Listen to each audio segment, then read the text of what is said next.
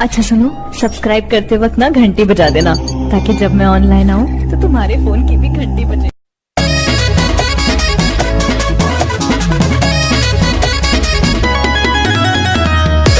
biharmasti.in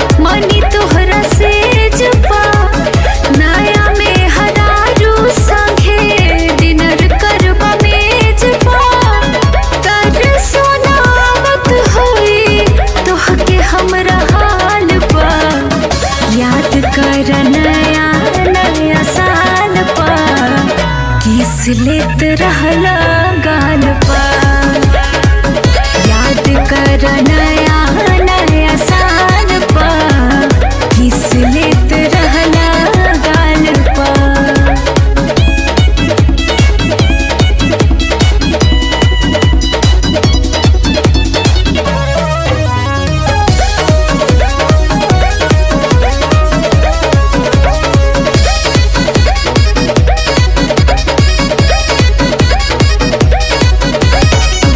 picnic पे जूठा हमर pizza रहला खात हो, अब की राजा खैबा कनिया के साथ हो, कनिया के साथ हो। पिकनिक पे जूठा हमर पिज्जा रहला खात हो, अब की राजा खैबा कनिया के साथ हो।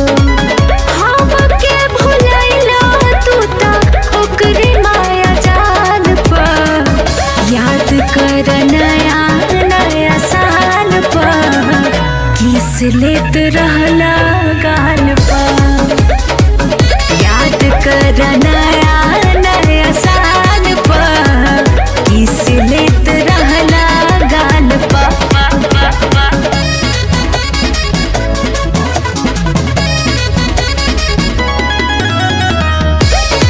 biharmasti.in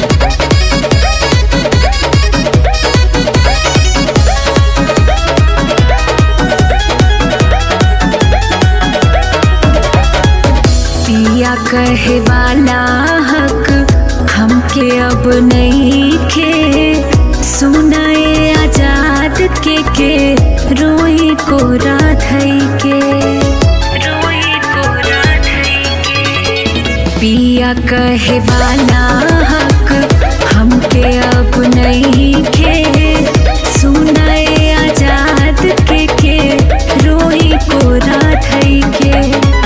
जो ही